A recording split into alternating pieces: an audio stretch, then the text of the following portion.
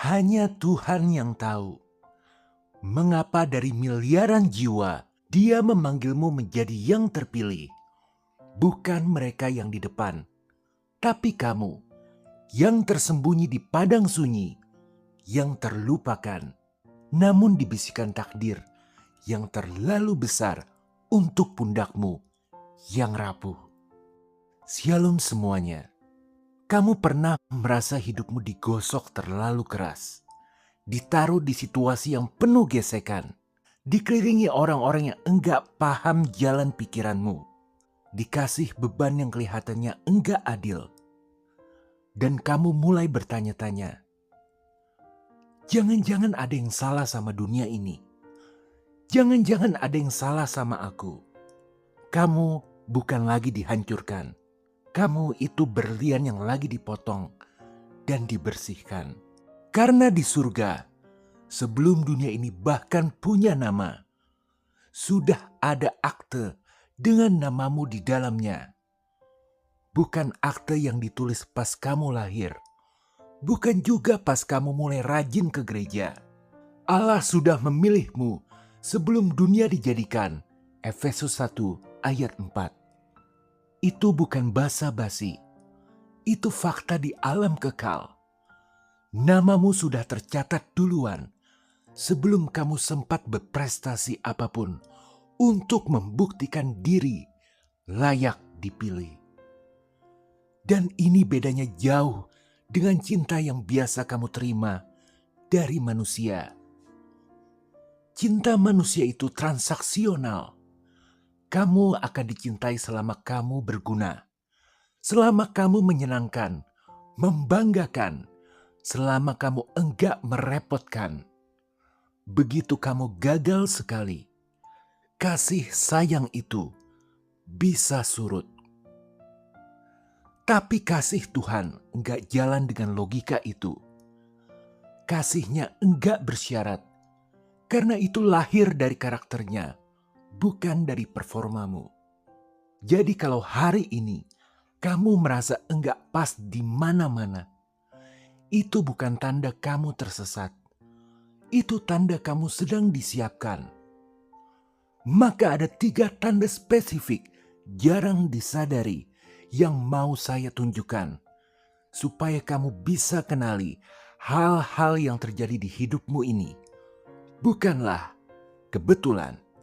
Tanda 1, tidak cocok dengan lingkungan. Inti tanda pertama ini, kamu terasa aneh di tempatmu sendiri. Bayangkan seekor anak burung raja wali yang telurnya menetas di kandang ayam. Dia mencoba makan jagung seperti ayam, tapi paruhnya terlalu melengkung. Dia mencoba berkotek, tapi suaranya terlalu parau. Ayam-ayam lain menganggapnya aneh dan menjauhinya. Dia merasa kesepian dan gagal sebagai ayam. Padahal dia tidak rusak. Sayapnya yang lebar itu tidak dirancang untuk mengais tanah, melainkan untuk mencengkeram badai di langit tertinggi. Daud begitu.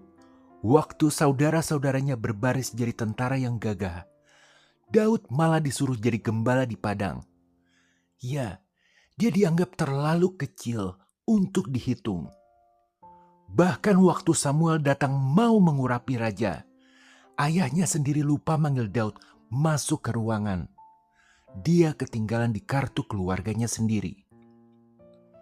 Tapi justru dialah yang dipilih Tuhan, karena Tuhan tidak menilai dari tinggi badan. Tuhan menilai dari hati. Yusuf juga dibuang ke sumur sama saudaranya sendiri. Dijual jadi budak, difitnah di rumah Potifar, dipenjara tanpa alasan jelas selama bertahun-tahun. Kalau Yusuf ukur dirinya dari situasi yang dia alami, dia bisa simpulkan kalau dia ini orang yang kena kutukan gagal sepanjang masa. Tapi semua tempat yang bikin dia merasa enggak cocok justru jadi ruang latihan sebelum dia berdiri di istana Mesir. Maka situasimu itu bukan kutukan, Itu sinyal kalau kamu sedang dibentuk untuk nantinya dapat berkarya di ruang yang lebih besar daripada ruangmu sekarang. Tanda 2, kesulitan parah tapi selalu ada jalan keluar. Inti tanda kedua ini, hidupmu sering dihantam badai yang bertubi-tubi. Tapi entah bagaimana, kamu selalu selamat. Kamu mungkin sedang di posisi itu sekarang. Keuanganmu dihantam, hubunganmu retak, kesehatanmu diuji. Kamu merasa sudah di titik nadir dan berkata, "Tuhan, aku sudah tidak kuat lagi." Tapi sadarkah kamu, setiap kali kamu berpikir, "Ini adalah akhir hidupku," besok paginya kamu masih bangun dan bernafas. Setiap kali pintu di depanmu tertutup rapat, entah dari mana datangnya, selalu ada celah kecil yang membuatmu bisa melangkah lagi. Ingat janjinya di Yesaya 54 ayat 17. Setiap senjata yang ditempa terhadapmu tidak akan beruntung. Ayat itu tidak bilang senjata tidak akan dibentuk. Bukan berarti senjata itu enggak akan muncul. Senjata itu akan dibentuk. Senjata berupa masalah, fitnah, dan kegagalan tetap akan dibuat oleh dunia untuk menjatuhkanmu. Tapi Tuhan memberikan garansi, senjata itu tidak akan berhasil membinasakanmu.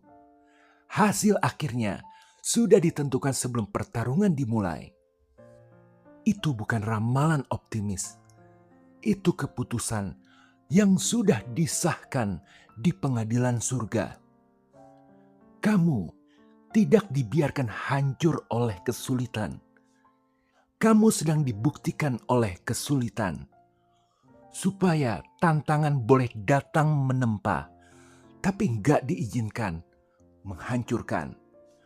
Bahwa ada perlindungan supranatural atau pembatasan yang membentengimu.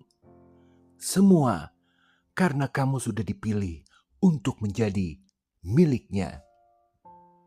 Tanda 3, dorongan mengejar kekudusan. Tanda ketiga ini lebih jarang disadari, tapi paling jujur menandai, yakni tiba-tiba kamu rindu hidup yang lebih bersih, padahal nggak ada yang menyuruh. Ini bukan soal rasa bersalah karena habis diceramahi.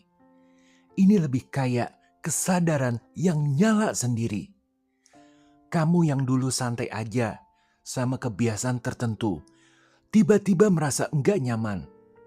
Itu bukan kamu jadi terlalu sensitif. Itu Roh Kudus sedang bekerja dari dalam. Dan ini penting banget dibedakan. Dorongan kudus itu bukan tuntutan untuk tampil sempurna dulu, baru diterima Tuhan. Justru sebaliknya, melalui karya Kristus di kayu salib, kamu sudah dinyatakan tidak bercela di hadapan Allah. Bukan karena rekor bersihmu, tapi karena status barumu di dalam Dia. Dorongan untuk hidup kudus muncul setelah penerimaan itu, bukan sebagai syarat sebelum penerimaan. Jadi kalau belakangan ini kamu merasa ada yang menarik hatimu untuk berhenti dari sesuatu, untuk lebih jujur, untuk lebih dekat sama Tuhan, itu bukan hal biasa. Itu tanda pemilihan diri kamu bahwa kamu sedang dipersiapkan karena Tuhan enggak akan mempercayakan sesuatu yang besar ke tangan yang belum Dia bersihkan dulu, ke orang yang bukan kepercayaannya. Sekarang mungkin ada yang mikir, Baik, aku terima. Aku ini orang pilihan. Tapi apa untungnya buat hidupku yang sekarang? Hari ini, bukan nanti di surga. Pertanyaan itu valid. Dan jawabannya, untungnya, Alkitab kasih itu konkret banget. Ternyata ini bukan cuma soal jiwa yang akan selamat kelak saat kesudahan segala sesuatu datang. Jadi ada 4 hal nyata yang langsung kamu rasakan di kehidupan sehari-hari saat kamu telah menjadi orang pilihannya. Benefit pertama jadi orang pilihan, rasa aman yang mutlak. Yang pertama, kamu bebas dari krisis identitas. Dunia ngajarin kamu bahwa harga dirimu itu fluktuatif, kayak harga saham, naik kalau kamu berprestasi, turun kalau kamu gagal, anjlok kalau orang lain enggak suka sama kamu. Tapi kamu udah dipilih sejak sebelum dunia dijadikan. Itu artinya nilai dirimu bukan lagi harga saham yang naik turun, tapi lebih kayak akta tanah yang sudah disahkan, sudah dicap, sudah final, dan enggak bisa diganggu gugat sama opini orang atau performa harianmu. Ini memberikan kedamaian batin, inner peace, yang tidak bisa dibeli dengan uang sebanyak apapun. Benefit 2, jaminan perlindungan dan intervensi ilahi. Yang kedua, akan ada batas wilayah yang Tuhan pasang di sekitar badai hidupmu. Ingat lagi ayat dari Yesaya 54 ayat 17 itu. Dalam keseharian, ini artinya saat kamu hadapi kebangkrutan, fitnah di kantor, atau masalah keluarga yang bikin kepala pusing, Tuhan akan selalu membatasi seberapa jauh dampak buruk itu boleh menyebar. Kamu mungkin kena, tapi kamu gak akan ditelan habis. Malah Tuhan akan menyediakan celah untuk melangkah kembali menuju jalan keluar. Benefit 3, dapat jaminan akan ada kebaikan di balik setiap kegagalan. Yang ketiga, enggak ada yang sia-sia bahkan dari tragedi paling pahit di hidupmu. Allah turut bekerja dalam segala sesuatu untuk mendatangkan kebaikan bagi mereka yang dipanggilnya. Roma 8 ayat 28. Yusuf dikhianati, dijual, dipenjara, dan kalau dilihat sepotong-potong, semuanya kelihatan seperti rangkaian kemalangan.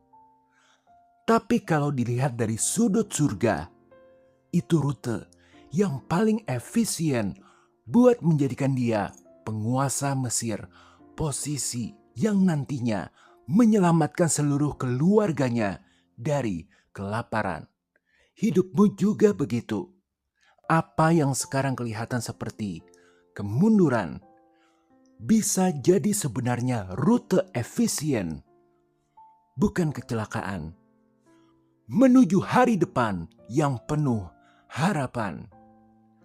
Benefit 4, akses langsung ke sumber hikmat. Yang keempat, sebagai orang kepercayaannya, kamu memiliki Roh Kudus yang tinggal di dalam dirimu sebagai penasihat pribadi yang agung. Jadi waktu kamu di persimpangan jalan yang bikin pusing, soal karir, soal pasangan hidup, soal keputusan bisnis, kamu punya hak istimewa untuk minta hikmat yang melampaui logika dunia. Hikmat itu seperti diuraikan dalam 1 Korintus 2 ayat 12-16 memiliki bunyi yang tidak dipahami oleh manusia yang tidak memiliki roh. Membuat kamu tidak berjalan meraba-raba di dalam kegelapan. Karena Sang pemilik masa depan sendiri yang menuntun langkahmu. Jadi demikian 4 benefit itu, dan pada akhirnya semua tanda dan semua benefit ini ujungnya memiliki satu kata kunci: ketangguhan. Apabila ia jatuh, tidaklah sampai tergeletak, sebab Tuhan menopang tangannya. Mazmur 37 ayat 24. Jadi, saudaraku, jika hari ini kamu merasa terasing di lingkunganmu, jika kamu merasa sedang dihantam kesulitan yang parah, dan jika ada kerinduan yang kuat di hatimu untuk hidup lebih dekat dengannya, jangan mengutuki keadaanmu. Jangan merasa dirimu adalah produk gagal yang salah kirim. Kamu tidak sedang dibuang. Kamu sedang dibentuk. Kamu tidak sedang dihancurkan. Kamu sedang dipersiapkan. Hiduplah dengan kepala tegak, bukan karena kamu hebat, tapi karena Dia yang memilihmu adalah Allah yang memegang kendali atas seluruh alam semesta. Selama masih ada bintang yang bersinar di atas langit, jangan pernah ragu bahwa kamu adalah orang kepercayaannya, dan rancangannya atas hidupmu jauh lebih besar dari apa yang kamu bisa bayangkan hari ini. Hanya Tuhan yang tahu kenapa Dia memilih kamu.